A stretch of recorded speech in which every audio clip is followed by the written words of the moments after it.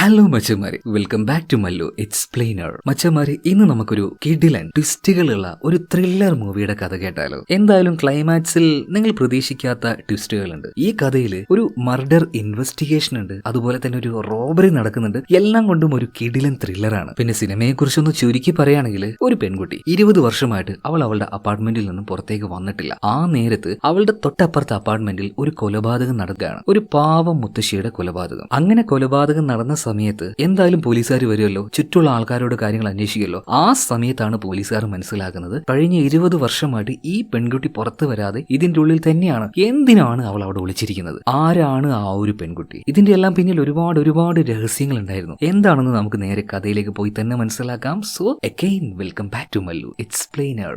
സിനിമയുടെ ആരംഭത്തിൽ ന്യൂയോർക്കിലെ കൊളംബസ് സർക്കിൾ എന്നൊരു വലിയ അപ്പാർട്ട്മെന്റ് കാണിക്കുകയാണ്. അതിലുണ്ടായിരുന്ന ഒരു അപ്പാർട്ട്മെന്റിൽ ഒരു വൃദ്ധയായിട്ടുള്ള സ്ത്രീ താമസിക്കുന്നുണ്ട്. അവരൊറ്റയ്ക്കാണ്. രാത്രി ഉറങ്ങാൻ നേരത്ത് ഉറങ്ങിക്കഴിഞ്ഞു. അല്പനേരം കഴിഞ്ഞ് ആ നേരത്ത് അങ്ങോട്ടേക്ക് ആരൊരാൾ വരുന്നുണ്ട്. ഒരു നിഴൽ രൂപം പോലെ. പതിയെ അയാളുടെ ആ ഒരു രൂപം മുത്തശ്ശി കാണുന്നുണ്ട്. അധികം വൈകിയില്ല, അജ്ഞാതനായിട്ടുള്ള ആ ഒരു മനുഷ്യൻ മുത്തശ്ശിയെ അവിടെ വെച്ച് കൊന്നുകളയാണ്. പിന്നീട് ഒരു അപകടത്തിൽ മരിച്ച രീതിയിൽ ആ ഒരു ഡെഡ് ബോഡി സെറ്റ് ആക്കി വെക്കുന്നുണ്ട്. അതുപോലെ തന്നെ ആ മുത്തശ്ശിയുടെ അപ്പാർട്ട്മെന്റിൽ ഒരു കുട്ടിയുടെ ഫോട്ടോ ഉണ്ടായിരുന്നു. അതും ഈ ഒരു കില്ലർ എടുക്കുകയാണ്. പക്ഷേ കില്ലറുടെ മുഖം നമ്മളെ കാണിക്കുന്നില്ല. അങ്ങനെ പിറ്റേ ദിവസം രാവിലെ ആയിട്ടുണ്ട്. മുത്തശ്ശി മരണപ്പെട്ട കാര്യം എല്ലാവരും അറിഞ്ഞു. അന്വേഷണത്തിനായിട്ട് 2 പോലീസുകാർ വന്നിട്ടുണ്ട്. അതിൽ പ്രധാനിയായിട്ടുള്ള ആളുടെ പേര് കെവിൻ, അതുപോലെ തന്നെ അയാളുടെ സഹായിയുടെ പേര് ജെറി എന്നാണ്. ഈ കെവിൻ ഒഴികെ ബാക്കിയുള്ള എല്ലാ പോലീസ് ഓഫീസറും മരിച്ചു കിടക്കുന്ന ഈ മുത്തശ്ശിയെ കണ്ടപ്പോൾ അവര് വിചാരിക്കുന്നത് എന്തോ അപകടം കാരണം മുത്തശ്ശി നിലത്ത് വീണ് മരിച്ചതാണ്. എന്നാൽ ചില കാര്യങ്ങൾ ശ്രദ്ധിച്ചപ്പോൾ കെവിന് എന്തോ ഒരു സംശയം. ഇതൊരു ആക്സിഡന്റ് അല്ല, ഒരു കൊലപാതകം തന്നെയാണ്. കാരണം മുത്തശ്ശിയുടെ തലയുടെ പിൻഭാഗത്താണ് അടിയേറ്റിരിക്കുന്നത്. ഇതുപോലെ സ്റ്റെപ്പിൽ നിന്നും ഉരുണ്ട് താഴേക്ക് വീഴുകയാണെങ്കിൽ ദേഹത്ത് ഒരുപാട് പരിക്കുകൾ ഉണ്ടാവേണ്ടതാണ്. അങ്ങനെ യാതൊരു പരിക്കുമില്ല. അതുപോലെ തന്നെ മുത്തശ്ശിയുടെ ഒരു ചെരുപ്പ്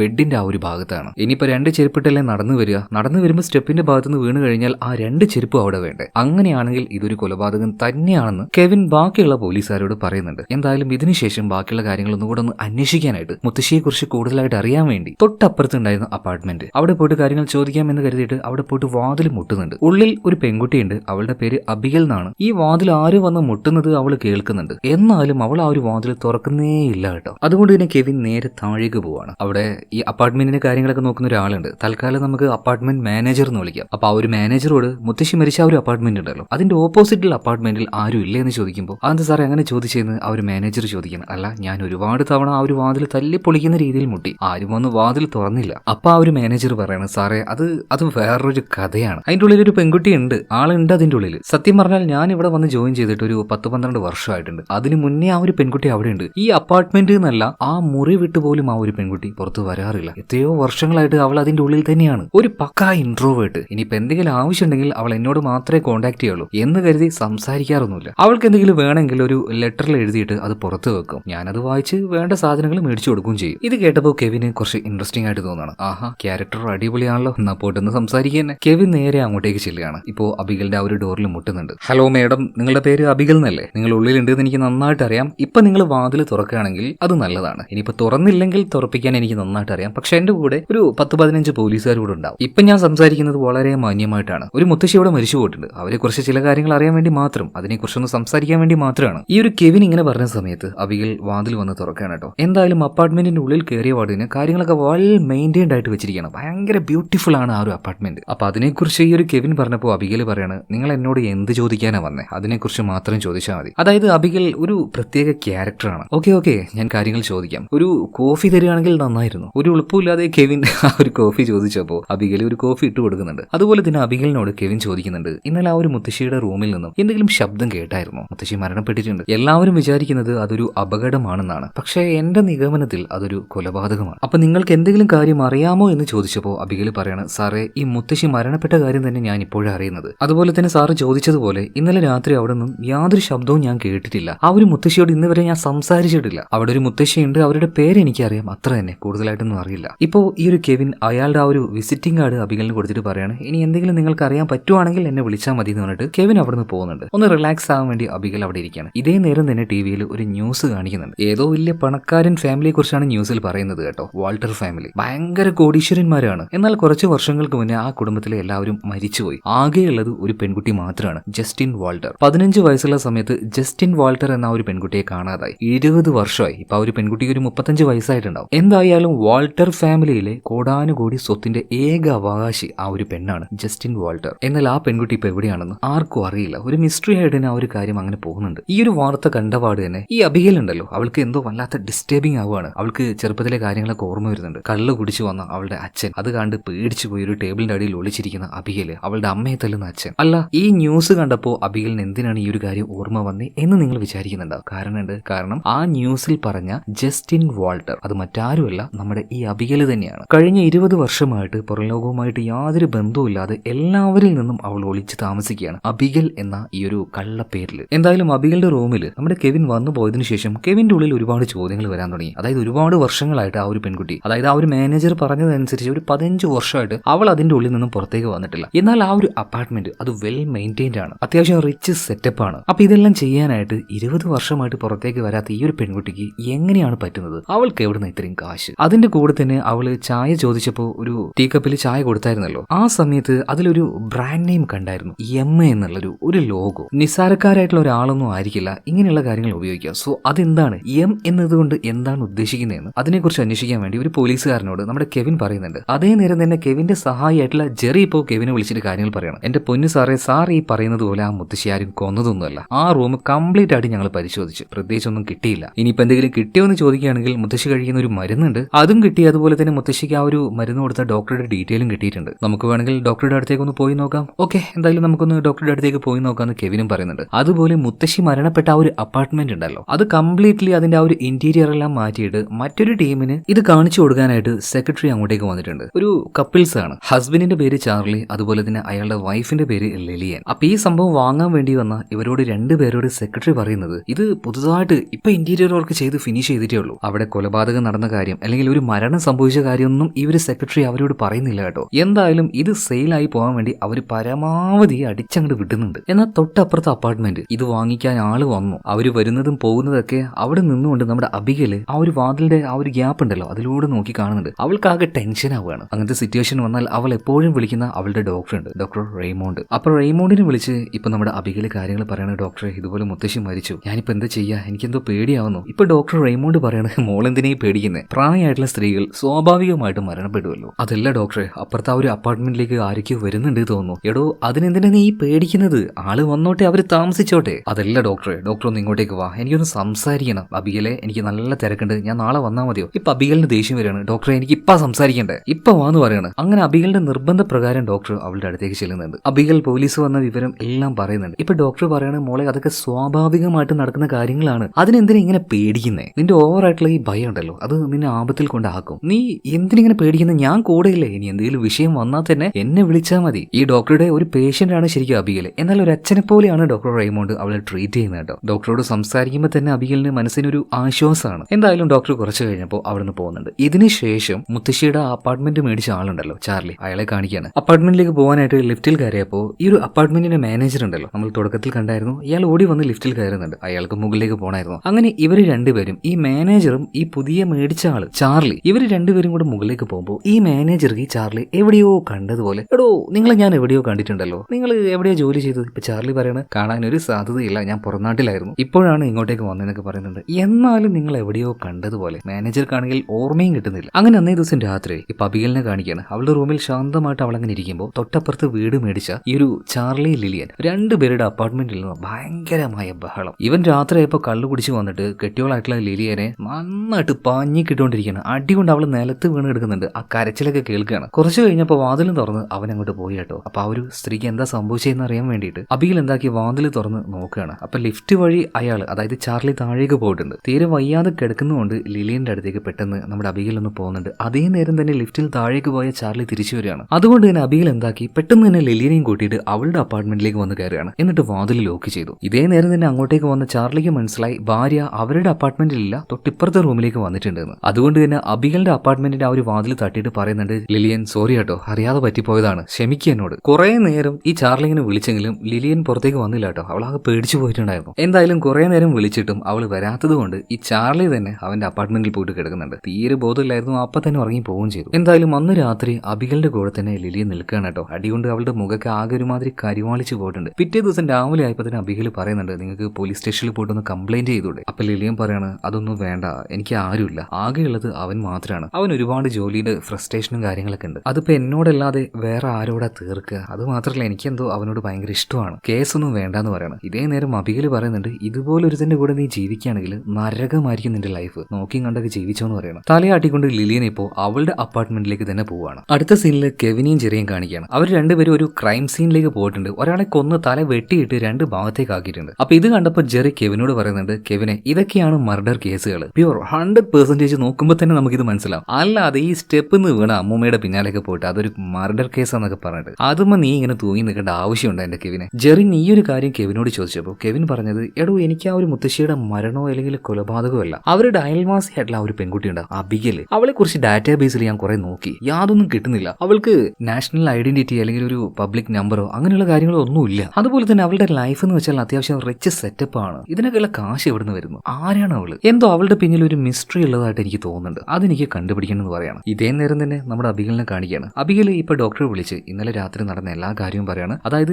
ലിലിയൻ അവളുടെ കൂടെയായിരുന്നു. അപ്പൊ ഡോക്ടർ നമ്മുടെ അബിഗലിനോട് പറയുന്നത്, അബിഗലെ ഇതിന്റെ വല്ല ആവശ്യമുണ്ടോ? നീ തന്നെയാണ് ആരോടും കോണ്ടാക്ട് വേണ്ട, അങ്ങനെ അവിടെ ഒറ്റയ്ക്ക് താമസിച്ചോളാം എന്നൊക്കെ പറയുന്നത്. എന്നിട്ട് നീ തന്നെ ആ ഒരു റോള് തെറ്റിക്കുകയാണോ? സത്യം പറയുകയാണെങ്കിൽ അബിഗലെ അതിന്റെ യാതൊരു ആവശ്യമില്ലായിരുന്നു. നീ അവരുടെ കാര്യമേ നോക്കണ്ട, ഭാര്യയും ഭർത്താവും ആകുമ്പോൾ അവരുടെ ഇടയിൽ പ്രശ്നങ്ങൾ ഉണ്ടാവും. ഈ സമയത്ത് അബിഗൽ പറയുന്നത്, ഡോക്ടറെ എനിക്ക് പെട്ടെന്ന് അത് കണ്ടപ്പോൾ എന്റെ ചെറുപ്പകാലം എനിക്ക് ഓർമ്മ വന്നു, അതുകൊണ്ടാണ് ഞാൻ അവളെ ഹെൽപ്പ് ചെയ്തത്. ഇപ്പൊ ഡോക്ടർ പറയണ, ഓഹോ അപ്പോൾ നിന്റെ മൈൻഡ് സെറ്റ് ഒക്കെ ചെറുതായിട്ട് മാറി വരുന്നുണ്ടല്ലേ? ഞാനൊരു കാര്യം പറയുകയാണെങ്കിൽ നീ അക്സെപ്റ്റ് ചെയ്യോ? അബിഗലെ പറ്റുവാണെങ്കിൽ നിന്റെ അയൽവാസിയായിട്ടുള്ള ആ ഒരു ലിലിയൻ ഉണ്ടല്ലോ, പതിയെ അവളുമായിട്ടൊന്ന് കമ്പനി ആവാൻ ശ്രമിക്കുക. ടോട്ടലി നിന്റെ മോഹമായിട്ടുള്ള ആ ഒരു മൈൻഡ് സെറ്റ് ഒക്കെ പറ്റുവാണെങ്കിൽ ഒന്ന് മാറ്റിയെന്ന് പറയണം. എന്നാൽ ആ ഒരു കാര്യം ചെയ്യാനായിട്ട് അബിഗലിന് എന്തോ വലിയ താല്പര്യമൊന്നുമില്ല. നോക്കാൻ ഡോക്ടറെ, പറ്റുവാണെങ്കിൽ ചെയ്യാന്ന് പറയാണ്. അങ്ങനെ പിറ്റേ ദിവസം രാവിലെ ആയിട്ടുണ്ട്. രാവിലെ ആയപ്പോ ഈ ചാർലിയും ലിലീനെയും കാണിക്കുകയാണ്. രാത്രി മാത്രമേ അടി ഉണ്ടാവുകയുള്ളൂ. രാവിലെ ആയിക്കഴിഞ്ഞാൽ രണ്ടും മറ്റേ ചക്കരയും അടയും പോലെയാണ്. പുറത്ത് ഷോപ്പിങ്ങിനൊക്കെ പോയിട്ട് എന്തൊക്കെയോ ഒരുപാട് സാധനങ്ങൾ മേടിച്ച് രണ്ടുപേരും വരുന്നുണ്ട് കേട്ടോ. അപ്പൊ അവരെ ഹെൽപ്പ് ചെയ്യാനായിട്ട് ആ ഒരു അപ്പാർട്ട്മെന്റ് മാനേജറും വന്നിട്ടുണ്ട്. സാധനങ്ങളൊക്കെ എടുത്ത് അവരുടെ റൂമിലേക്ക് കൊണ്ടുപോയി വെച്ചു കൊടുക്കണം. ആ സമയത്ത് അപ്പാർട്ട്മെന്റ് മാനേജർ ഒരു കാര്യം പറയുന്നുണ്ട്, നിങ്ങൾക്കൊരു കാര്യം അറിയോ? ശരിക്കും ഈ അപ്പാർട്ട്മെന്റിന്റെ എല്ലാ കാര്യങ്ങളും അറിഞ്ഞിട്ട് തന്നെയാണോ ഇത് മേടിച്ചത്? കുറച്ച് ദിവസം മുന്നേ ഒരു മുത്തശ്ശി ഇവിടെ വെച്ച് മരണപ്പെട്ടായിരുന്നു കേട്ടോ, അത് അറിഞ്ഞിട്ടുണ്ടായിരുന്നില്ല അല്ലേ? എന്നാലും കുഴപ്പമൊന്നുമില്ല, നല്ല അത്യാവശ്യം സൗകര്യമുള്ള സ്ഥലമാണല്ലേ, എന്നാൽ ഞാൻ പോയിട്ട് വരാന്ന് പറഞ്ഞിട്ട് അയാൾ അവിടുന്ന് പോവാണ്. എന്നാൽ ഇത് കേൾക്കുന്ന സമയത്ത്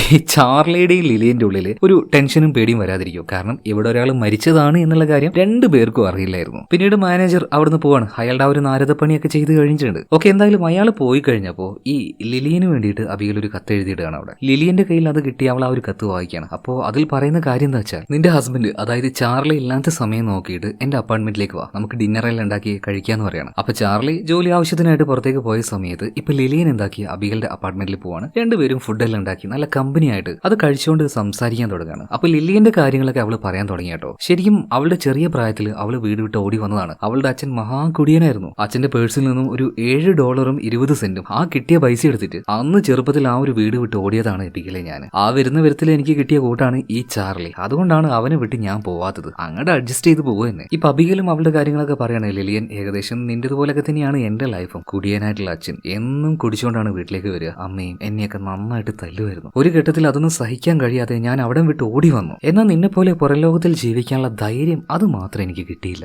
ആരെ കാണുമ്പോഴും എനിക്കൊരു പേടിയാണ്. ആ സമയത്താണ് എന്റെ അച്ഛന്റെ സുഹൃത്തായിട്ടുള്ള ഡോക്ടർ റെയ്നോൾഡിനെ കാണുന്നത്. എന്റെ അച്ഛന്റെ സ്വഭാവം ആ ഡോക്ടർക്ക് നന്നായിട്ട് അറിയായിരുന്നു. അതുകൊണ്ടാണ് ഇങ്ങനൊരു സെറ്റപ്പ് എനിക്ക് ഡോക്ടർ തന്നു തന്നെ. ഇപ്പൊ എന്റെ കാര്യങ്ങളൊക്കെ നോക്കുന്നതും ആ ഒരു ഡോക്ടർ തന്നെയാണ്. ഇപ്പൊ ലിലിയൻ പറയാണ്, അബിഗലെ നിന്റെ ഈ ലൈഫൊക്കെ നീ ടോട്ടലാക്കി ഒന്ന് മാറ്റാൻ ശ്രമിക്കുക കേട്ടോ, ഞാൻ നിന്നെ ഹെൽപ്പ് ചെയ്യാം, നീ എന്തിനാ ഈ പേടിക്കുന്നത്? എന്റെ കൂടെ വാ, ഇവിടെ ഒരു നല്ല അടിപൊളി പൂക്കൾ വെക്കുന്ന ഒരു കട ഉണ്ട്. ആ കടയിലേക്ക് പോകുമ്പോൾ തന്നെ അതിന്റെ ഒരു സ്മെല്ല് ഉണ്ടല്ലോ, എന്ത് രസാന്നറിയോ? ഇതൊക്കെ ഒന്ന് എക്സ്പീരിയൻസ് ചെയ്യണ്ടോ. പിന്നെ പുറത്ത് പോയാലും കഫേ ഉണ്ട്, കഫേ പോയിട്ട് ചായ കുടിക്കാം, ഹോട്ടലിൽ പോയിട്ട് ഫുഡ് കഴിക്കാം, എന്തൊക്കെയുണ്ട്, നീ എന്റെ കൂടെ വാ, നമുക്ക് അടിച്ചു പൊളിക്കാന്ന് പറയണം.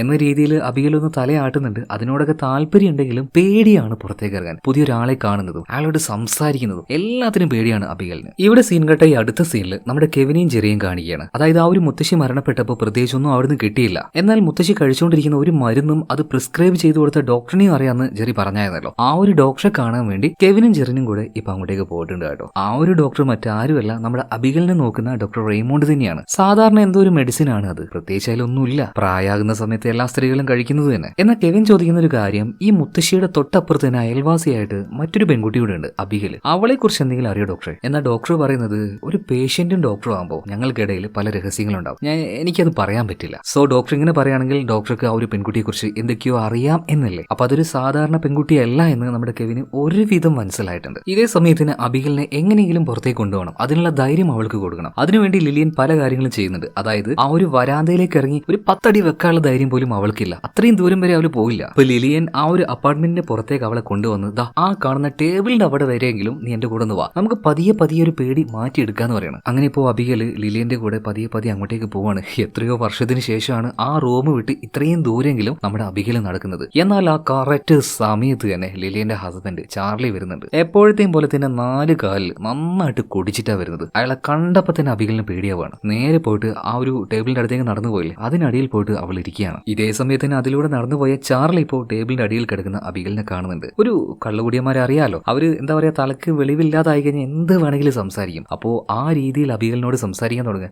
നീ ഇതിന്റെ അടിയിൽ ഉണ്ടായിരുന്നാ, നീ ആരടി, നീ എന്താ ഇത്ര സ്പെഷ്യലാണോ, പുറത്തേക്കൊന്നും നീ വരില്ലേ, ഇതും പറഞ്ഞ് ഒരു വൃത്തികെട്ട ഭാഷയിൽ അവനങ്ങോട്ട് സംസാരിക്കാൻ തുടങ്ങണം. അപ്പൊ ഇത് കേട്ടപാട് ലിലിയൻ അവനോട് ചൂടാവുകയാണ്. ചാർലി നീ എന്താ ഈ കാണിക്കുന്നത്, ഇവിടുന്ന് പോ, നീ വെറുതെ ആവശ്യമില്ലാത്ത കാര്യത്തിൽ മാത്രം ഇടപെടാൻ നിൽക്കരുത്. അങ്ങനെ ലിലിയൻ ഇടപെട്ടതുകൊണ്ട്, അതായത് ഒന്ന് ചൂടായതുകൊണ്ട് ചാർലി ഒരുപാട് അലമ്പുണ്ടാക്കാതെ അവിടുന്ന് പോകുന്നുണ്ട്. അബിഗൽ ആകെ പേടിച്ചു പോയിട്ടുണ്ടായിരുന്നു. അതായത് അവളിങ്ങനെ പേടി വരുമ്പോൾ ടേബിളിന്റെ അടിയിൽ പോയിരിക്കുക. ആ സമയത്ത് ചെറുപ്പത്തിൽ അവളുടെ അച്ഛൻ വന്നിട്ട് അവളെ ചീത്ത പറയാ. ഈ കാര്യങ്ങളൊക്കെ ഈ ഒരു സമയത്ത് അവൾക്ക് പെട്ടെന്ന് അങ്ങോട്ട് ഓർമ്മ വന്നു. ആ ഒരു ട്രോമയിൽ നിന്നും ഇപ്പോഴും അവൾക്ക് പുറത്തേക്ക് കടക്കാൻ പറ്റിയിട്ടില്ല. എന്തായാലും കള്ളു കുടിച്ച് നേരെ അപ്പാർട്ട്മെന്റിലേക്ക് പോയ ഈ ഒരു ചാർലി അവന്റെ അപ്പാർട്ട്മെന്റിലേക്ക് കയറാതെ അവിടെ തുറന്നു കിടക്കുന്ന വാതിൽ, അതായത് അബിഗലിന്റെ അപ്പാർട്ട്മെന്റിന്റെ വാതിൽ തുറന്നു കിടക്കാണല്ലോ, സോ നേരെ അതിലൂടെ അവളുടെ അപ്പാർട്ട്മെന്റിനുള്ളിലേക്ക് പോകും. പെട്ടെന്ന് തന്നെ അബിഗൽ അങ്ങോട്ടേക്ക് പോകാൻ നിൽക്കാണ്.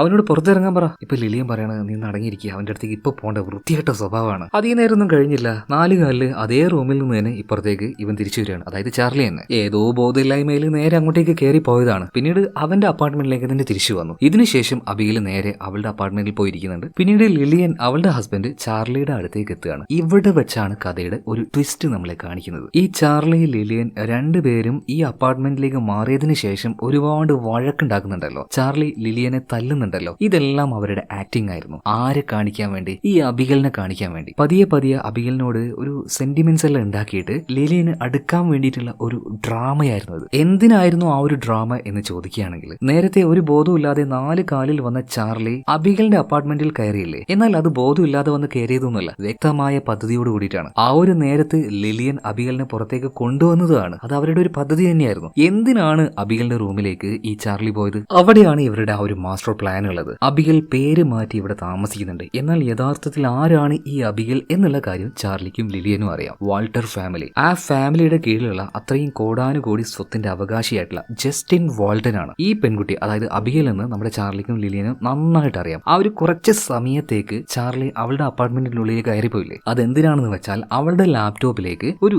സോഫ്റ്റ്വെയർ ഇൻസ്റ്റാൾ ചെയ്യാൻ വേണ്ടിയിട്ടാണ്. ഇനി ആ ഒരു ലാപ്ടോപ്പിൽ വെച്ച് അബിഗൽ അവളുടെ ആ ഒരു ബാങ്ക് അക്കൗണ്ടിലേക്ക് കയറുകയാണെങ്കിൽ അതിന്റെ ആ ഒരു ID, പാസ്വേഡ്, അതുപോലെ തന്നെ സോഷ്യൽ സെക്യൂരിറ്റി നമ്പർ, ഇതെല്ലാം ഇവരുടെ ഫോണിലേക്ക് വരും. അപ്പോൾ അങ്ങനെ കയറാനുള്ള ഒരു സോഫ്റ്റ്വെയർ ഇൻസ്റ്റാൾ ചെയ്യാൻ വേണ്ടിയിട്ടാണ് അതിനുള്ളിലേക്ക് ചാർലി പോയത്. എന്നിട്ട് ഇനി എന്താണ് അവരുടെ പദ്ധതി? അതായത് ആരാണ് ഈ ജസ്റ്റിൻ വാൾട്ടൻ എന്ന് പുറലോകത്തിന് അറിയേയില്ല. എന്തായാലും ഈ അബിഗലിന്റെ ആ ഒരു ID, password, social security number, ഇതെല്ലാം ഇവർക്ക് കിട്ടിക്കഴിഞ്ഞാൽ ആ ID മുഴുവനും ലിലിയന് കൊടുത്ത് ലിലിയൻ ജസ്റ്റിൻ വാൾട്ടൻ ആണെന്ന് പറഞ്ഞിട്ട് നേരെ ബാങ്കിലേക്ക് പോകും. അത്രയും വരുന്ന ആ ഒരു എമൗണ്ട് ബാങ്കിൽ നിന്ന് പിൻവലിക്കണം. അതായത് ആൾമാറാട്ടം നടത്താൻ പറ്റും. ഇതാണ് ശരിക്കും ഈ ചാർലിയുടെയും ലിലിയന്റെയും പദ്ധതി. എന്തായാലും പദ്ധതിയുടെ ആദ്യ ഭാഗം എന്നോണം നമ്മുടെ അബിഗലിന്റെ ലാപ്ടോപ്പിലേക്ക് ആ ഒരു ബഗ്ഗായിട്ടുള്ള സോഫ്റ്റ്വെയർ കയറ്റാൻ വേണ്ടി ഇവർക്ക് പറ്റിയിട്ടുണ്ട്. ഇതേ നേരം തന്നെ അബിഗലിനെ കാണിക്കുകയാണ്. ആകെ അബദ്ധം പറ്റി, അവരോട് കൂട്ടുകൂടാൻ പാടില്ലായിരുന്നു, അവളോട് സഹതാപം കാണിച്ചതുകൊണ്ടല്ലേ ഇത്രയും പ്രശ്നങ്ങളൊക്കെ വന്നത് എന്നിങ്ങനെ അബിഗൽ സ്വയം പറയുന്നുണ്ട്. എന്നാൽ അവളുടെ ലാപ്ടോപ്പിൽ ഇതുപോലെ ഓരോ സോഫ്റ്റ്വെയറുകൾ കയറ്റി വെച്ചു എന്നുള്ള കാര്യമൊന്നും അവൾ അറിയുന്നില്ല കേട്ടോ. എന്തായാലും അബിഗലിനെ കാണാൻ വീണ്ടും ലിലിയൻ വന്ന സമയത്ത് അബിഗൽ ചെറുതായിട്ടൊന്ന് ദേഷ്യപ്പെടുകയാണ്. ഇനി നീയുമായിട്ട് യാതൊരു കമ്പനിയില്ല, എനിക്ക് എവിടെയും പോകണ്ട, എനിക്ക് ഒറ്റയ്ക്ക് ഇരുന്നാൽ മതി. ഇത് പറഞ്ഞിട്ട് ലിലിയനെ അബിഗൽ പുറത്താക്കുകയാണ്. ഇനി വേണ്ട, യാതൊരു കമ്പനിയും വേണ്ട. ഓക്കെ, ലിലിയൻ അതുപോലെ തന്നെ ചാർലി വിചാരിച്ച കാര്യങ്ങൾ നടന്നല്ലോ. ഇനി അവൾ ആ ഒരു ബാങ്കിന്റെ ആ ഒരു വെബ്സൈറ്റിലേക്ക് ഒന്ന് കയറിയാൽ മതി, എല്ലാ ഡാറ്റാസും ഇവരുടെ ഫോണിലേക്ക് വരും. എന്നാൽ ഈ നേരത്താണ് മറ്റൊരു കാര്യം സംഭവിക്കുന്നത്. അതായത് ഈ ഹോട്ടലിലെ ഒരു മാനേജർ ഉണ്ടല്ലോ, ഇയാള് നമ്മുടെ ചാർലി അന്ന് ലിഫ്റ്റിൽ വെച്ച് കണ്ടപ്പോൾ എടോ നിങ്ങളെ ഞാൻ എവിടെയോ വെച്ച് കണ്ടല്ലോ എന്ന് പറഞ്ഞായിരുന്നല്ലോ, അത് എവിടെയാണെന്നറിയോ?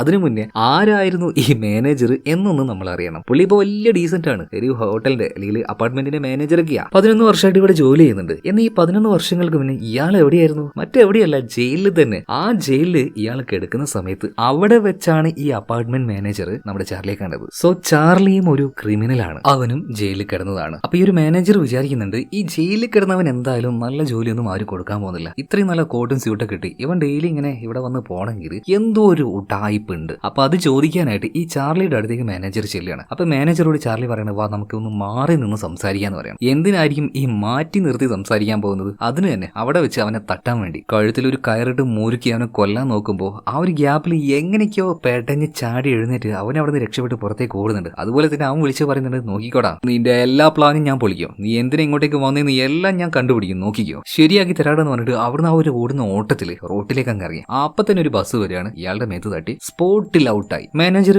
ഡെഡ് ആവുകയാണ്. പക്ഷേ സംഗതി കുറച്ച് സീരിയസ് ആയി മാറിയിരിക്കുകയാണ്. അതായത് വാർത്തയിൽ പലരും പറയുന്ന കാര്യം എന്താ വെച്ചാൽ അവിടെ വെച്ച് ഒരു അപകടം നടന്നു, ഈ ഒരു അപ്പാർട്ട്മെന്റ് മാനേജർ മരിച്ചിട്ടുണ്ടെങ്കിലും ഇയാളുടെ കഴുത്തിൽ കയറ് മുരുക്കിയതിന്റെ പാടുകളുണ്ട്. അതിനർത്ഥം ഇയാളെ ആരോ കൊല്ലാൻ ശ്രമിച്ച സമയത്ത് ഓടി രക്ഷപ്പെട്ടു എന്നല്ലേ. സോ അതിന്റെ ഭാഗമായിട്ട് കേസ് അന്വേഷണം തുടങ്ങിയിട്ടുണ്ട്. ഇതേ നേരം തന്നെ റൂമിലിരിക്കുന്ന ചാർലിയോട് ലിലിയൻ പറയുന്നുണ്ട്, എന്റെ പൊന്നി ചാർലി, നീ ആളുകളെ കൊല്ലുന്ന ഈ ഒരു പരിപാടി ഇതൊന്ന് നിർത്തുവോ, നീ എന്തിനാ അനാവശ്യമായിട്ടുള്ള പ്രശ്നങ്ങൾ ഇങ്ങനെ ഉണ്ടാക്കുന്നത്? ഇപ്പൊ ചാർലി പറഞ്ഞു, എന്റെ പൊന്നി ലിലിയൻ, നമ്മുടെ എല്ലാ പ്ലാനുകളും അധികം വൈകാതെ അവൻ മനസ്സിലാകും, അവനെ തട്ടുകല്ലാതെ വേറൊരു മാർഗ്ഗമില്ലായിരുന്നു. ഇതേ നേരം തന്നെ ചാർലിക്ക് ഒരു കോള് വരുന്നുണ്ട്. ആ വിളിച്ച ആള് പറയാണ്, ചാർലി, ലിലിയൻ, എനിക്ക് എത്രയും പെട്ടെന്ന് തന്നെ നിങ്ങളൊന്ന് മീറ്റ് ചെയ്യണം. അതായത് രണ്ടുപേരും ഇങ്ങനെയുള്ള കാര്യങ്ങൾ ചെയ്യുന്നുണ്ടെങ്കിലും ഇതിന് പിന്നിൽ ഒരു മാസ്റ്റർ മൈൻഡ് കൂടെ ഉണ്ട്. ആരായിരിക്കും ആ ഒരു മാസ്റ്റർ മൈൻഡ്? എന്തായാലും അത് ആരാണെന്ന് ഇച്ചിരി നേരം കഴിഞ്ഞിട്ട് മനസ്സിലാക്കാം. അതിനു മുന്നേ വീണ്ടും നമ്മുടെ അബിഗലിനെ കാണിക്കുകയാണ്. അവൾ ഈ ഒരു മാനേജർ മരിച്ച കാര്യം അറിഞ്ഞു. അപ്പൊ തന്നെ ഡോക്ടർ വിളിക്കണം, ഡോക്ടറെ അയാൾ മരിച്ചുപോയി, ആകെ ഞാൻ കമ്മ്യൂണിക്കേഷൻ ചെയ്തിരുന്നത് അയാളുമായിട്ട് മാത്രമായിരുന്നു, ഇനിയിപ്പോ എന്താ ചെയ്യാ ഡോക്ടർ എന്നൊക്കെ ചോദിക്കുമ്പോൾ, മോളെ നീ ഒന്ന് കൂളാവും, നമുക്ക് എന്തെങ്കിലും ഒരു പരിഹാരം കാണാം ഡോക്ടറെ, പറ്റുവാണെങ്കിൽ ഒന്ന് ഇപ്പൊ ഇങ്ങോട്ടേക്ക് വരുമെന്ന് അബിഗൽ ചോദിക്കുമ്പോൾ ഡോക്ടർ പറയണം, മോളെ സമയം എന്തായി നോക്ക്, ഞാൻ നാളെ വരാന്ന് പറഞ്ഞിട്ട് ഡോക്ടർ ഫോൺ കട്ട് ചെയ്യാണ്. എന്നിട്ട് ഡോക്ടർ എന്താക്കി ഇയാളുടെ മെയിൻ ഹാളിലേക്ക് ചെല്ലുകയാണ്, അയാളുടെ വീട്ടിൽ തന്നെ. ആ നേരം അവിടെ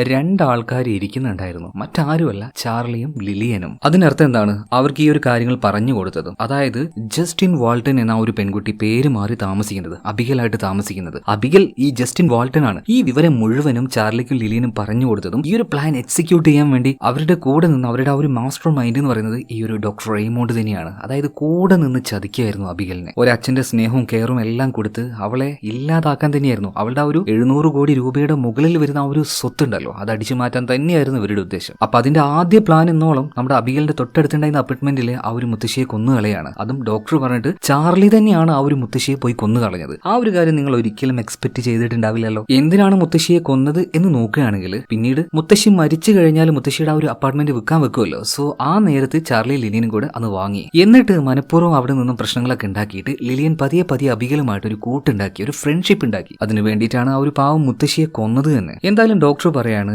ചാർലി, നമ്മുടെ പ്ലാൻ വ്യക്തമായിട്ട് പ്ലാൻ ചെയ്തതാണെങ്കിലും അത് മുന്നോട്ടേക്ക് കൊണ്ടുപോകുന്നില്ല, പല അപാകതകളും നിന്റെ ഭാഗത്തുനിന്ന് സംഭവിച്ചു. ആദ്യം തന്നെ ആ ഒരു മുത്തശ്ശിയെ കൊന്ന കാര്യത്തിൽ ഇപ്പൊ ആ ഒരു പോലീസുകാരനുണ്ടല്ലോ കെവിന്, അയാൾക്ക് നല്ല സംശയമുണ്ട് അതൊരു സാധാരണ മരണമാണോ എന്നുള്ളത്. അയാൾ പറയുന്നത് അതൊരു കൊലപാതകമാണെന്നാണ്. അയാൾ എന്റെ അടുത്ത് വരെ കേസ് അന്വേഷണത്തിന്റെ ഭാഗമായിട്ട് എത്തിയിട്ടുണ്ട്. അതുപോലെ നീ ആ ഒരു മാനേജറെയും കൊന്നു കളഞ്ഞു. അതായത് നമ്മുടെ പദ്ധതി നല്ല രീതിയിലല്ല മുന്നോട്ടേക്ക് പോകുന്നത്, എല്ലാത്തിലും ഓരോ മിസ്റ്റേക്കുകൾ നീ തന്നെ ഉണ്ടാക്കി വെക്കാണ് ചാർലി. അതുകൊണ്ട് ചാർലി, ലിലിയൻ, നമ്മൾ ഈ ഒരു പദ്ധതിയുമായിട്ട് ഇനി മുന്നോട്ടേക്ക് പോകുന്നില്ല, കാശും വേണ്ട ഒന്നും വേണ്ട, ഇതിന്റെയൊക്കെ പിറകാലം നടന്ന് അവസാനം പെടാൻ പോകുന്നത് ഞാനായിരിക്കും, അതുകൊണ്ട് എല്ലാം ക്യാൻസൽ ചെയ്തേക്ക്, അബികളുടെ കാശ് ഒന്നും നമുക്ക് വേണ്ടെന്ന് പറയണം. എന്നാൽ ചാർലി വിട്ടുകൊടുക്കുന്നില്ല. ഡോക്ടറെ എന്തേ പറയുന്നത്, നമ്മൾ അവസാനത്തെ സ്റ്റേജ് വരെ വന്നു, അവളുടെ ആ ഒരു ബാങ്കിങ് അക്കൗണ്ടിലേക്ക് ഒന്ന് ലോഗിൻ ചെയ്താൽ മതി, അവളുടെ എല്ലാ ഐ ഡി നമുക്ക് കിട്ടും, അവളുടെ ആ ഒരു സോഷ്യൽ സെക്യൂരിറ്റി നമ്പർ വരെ നമുക്ക് കിട്ടും, അത് കഴിഞ്ഞാൽ പിന്നെ കാശ് നമ്മുടേതല്ലേ, എന്തിനാ ഡോക്ടർ ഈ പദ്ധതി വേണ്ട നോക്കുന്നത്? എന്ത് പറഞ്ഞിട്ടും ഡോക്ടർ സമ്മതിക്കുന്നില്ല, വേണ്ട, ഇനി ഈ പദ്ധതിയുമായിട്ട് മുന്നോട്ടേക്ക് പോയാൽ നന്നായിട്ട് പാളും, നിങ്ങൾ എന്തായാലും ഇവിടുന്ന് പോയിക്കോ, ഇനിയൊന്നും വേണ്ട, ക്യാൻസൽ എന്ന് പറയാം. എന്തായാലും എനിക്ക് തോട്ടത്തിലെ കുറച്ച് പൂക്കൾ നനയ്ക്കാണ്ട് ഞാൻ അങ്ങോട്ടേക്ക് പോകാന്ന് പറഞ്ഞിട്ട് ഡോക്ടറിന്റെ വീട്ടിന്റെ ആ ഒരു ഗാർഡനിലേക്ക് ചെല്ലുകയാണ്. ഇതേ നേരം തന്നെ ചാർലി ലിലിയനോട് പറയും, ലിലിയൻ നീ ഇവിടെ ഒന്നിരിക്കും, ഞാൻ ഡോക്ടറിനോട് സംസാരിച്ചു വരാന്ന് പറഞ്ഞിട്ട് ഡോക്ടറിന്റെ പിന്നാലെ ആ ഒരു ഗാർഡനിലേക്ക് ചെല്ലുക. കുറച്ച് നേരം കഴിഞ്ഞു, ഗാർഡനിലേക്ക് പോയ ഡോക്ടറെയും കാണുന്നില്ല, അതുപോലെ തന്നെ ചാർലിയും കാണുന്നില്ല. അപ്പൊ എന്താ സംഭവം എന്ന് നോക്കാൻ വേണ്ടി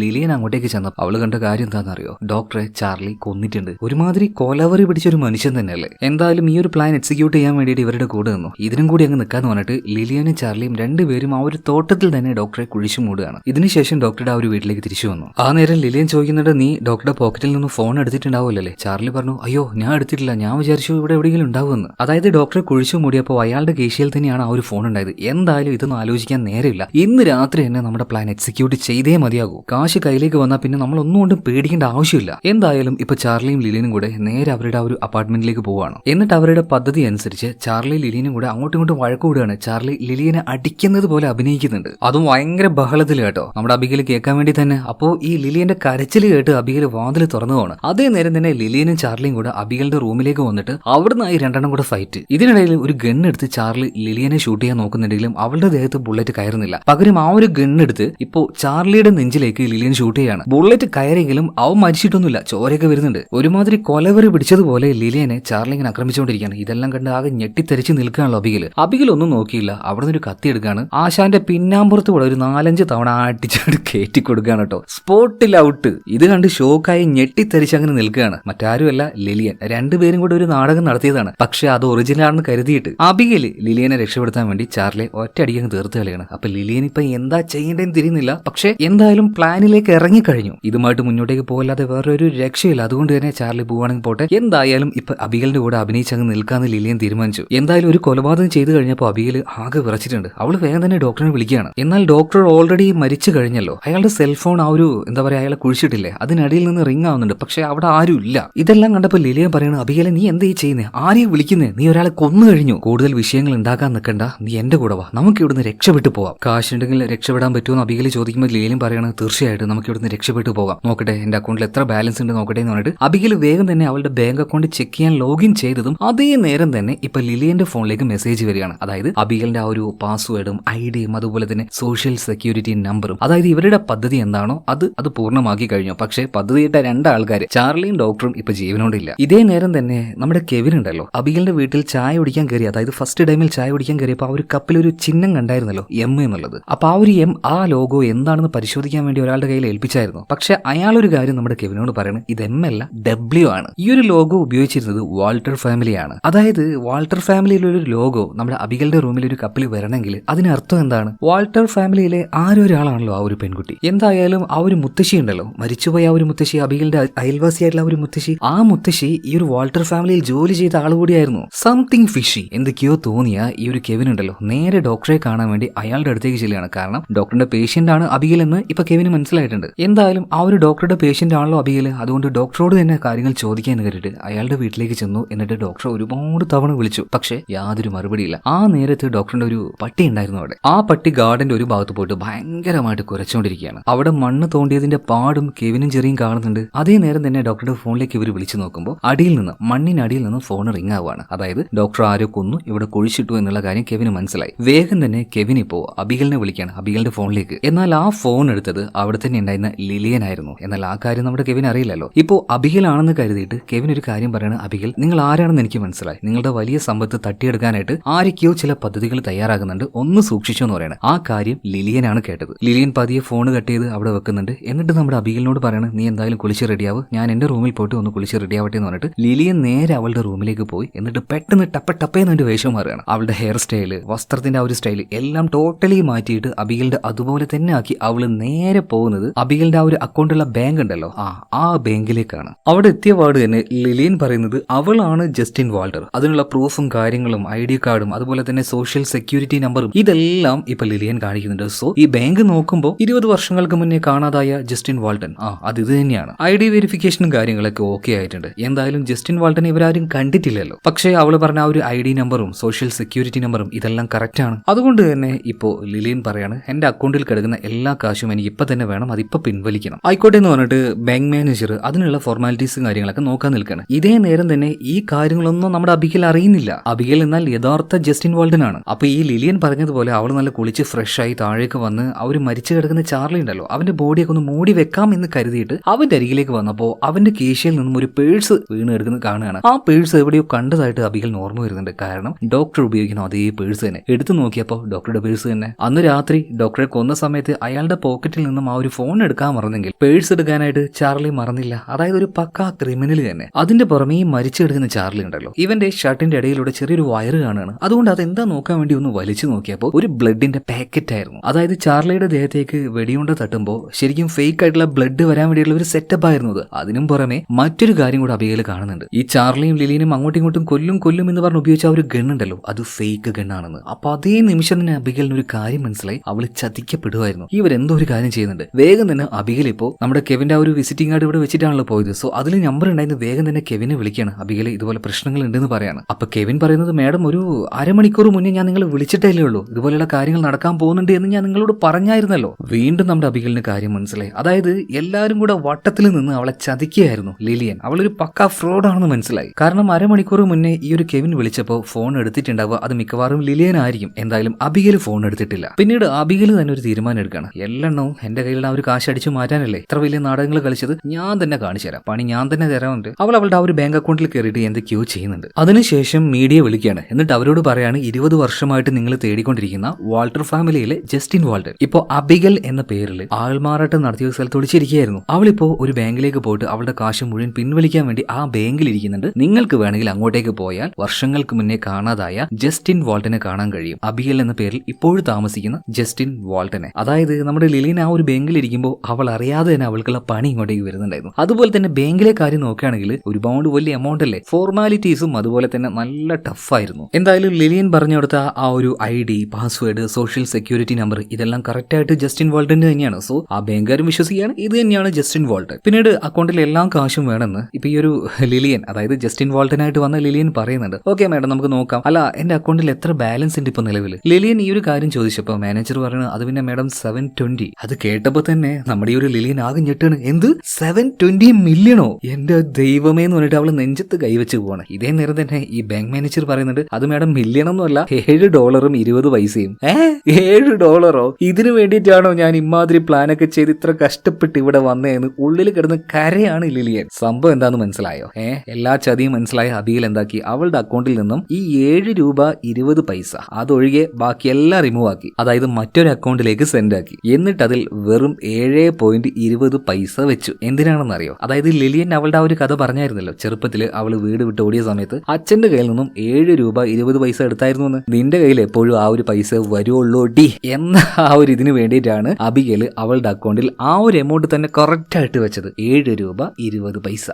ആകെ കൂടി തല കറങ്ങിയ ഒരു അവസ്ഥയിൽ ലിലിയൻ ഇപ്പോൾ ആ ഒരു ബാങ്ക് വിട്ട് പോകുന്ന സമയത്ത് ഹലോ മേഡം ഒന്ന് നിൽക്കുമെന്ന് ചോദിക്കണം. നോക്കുമ്പോൾ ആരാണ്? മറ്റാരുമല്ല, നമ്മുടെ അബിഗൽ തന്നെ. അബിഗലിനെ കണ്ടപാട് തന്നെ നമ്മുടെ ലിലിയന്റെ മുഖം വല്ലാണ്ട് അങ്ങോട്ട് ചൂളി പോവുകയാണ് കേട്ടോ. അതായത് നല്ല കിടിലം പണിയല്ലേ നമ്മുടെ അബിഗൽ കൊടുത്തത്. ഇപ്പൊ അബിഗൽ പറയാണ് ഹലോ മേഡം അബിഗൽ, ഇനി മുതൽ നീയാണ് അബിഗൽ, അതായത് ജസ്റ്റിൻ വാൾട്ടൻ നീയാണ്. ഇതേ നേരം തന്നെ ലിലിയൻ പറയാണ് ഞാനൊന്നല്ല, നീയാ അബിഗൽ. ആ കാര്യം നമുക്ക് രണ്ടുപേർക്ക് മാത്രമല്ല അറിയുള്ളൂ. ഇപ്പൊ പബ്ലിക് നോക്കുമ്പോൾ നീയാണ് അബിഗൽ, അതായത് ജസ്റ്റിൻ വാൾട്ടൻ. അതുപോലെ ആ ഒരു അപ്പാർട്ട്മെന്റ് അത് ഇപ്പൊ നിന്റേതാണ്. അവിടെ കിടക്കുന്ന ആ ഒരു ശവം അതും നിന്റെ ഉടമസ്ഥതയിൽപ്പെട്ടതാണ്. അപ്പൊ ഇനി എന്താന്ന് വെച്ചാൽ ബാക്കിയുള്ള കാര്യങ്ങൾ നീ തന്നെ നോക്കിക്കോ, നമ്മൾ സീനിൽ നിന്ന് മാറി തരികയാണേ എന്നും പറഞ്ഞ് നമ്മുടെ അബിഗൽ ഒരു 8ന്റെ പണിയും കൊടുത്ത് അവള് നൈസായിട്ട് മുങ്ങാണ്. അതായത് അബിഗലിന്റെ കംപ്ലീറ്റ് ഐഡന്റിറ്റിയും എല്ലാം ലിലിയൻ എടുത്തല്ലോ. സോ അബിഗൽ ചെയ്ത ആ ഒരു കൊലപാതകം അല്ലെങ്കിൽ അവളുടെ ചുറ്റുപാടുണ്ടായ എല്ലാ കാര്യങ്ങളും അതെല്ലാം ഇനി ലിലിയന്റെ തലയിലാണ്. പുറത്തേക്ക് ഇറങ്ങിയ പാട് തന്നെ മീഡിയ തേനീച്ചക്കൂട്ടം വരുന്നത് പോലെ ഇപ്പോ ലിലിയനെ പൊതിയാണ്. കാരണം അവളാണല്ലോ ജസ്റ്റിൻ വാൾട്ടൻ എന്ന 10 പൈസ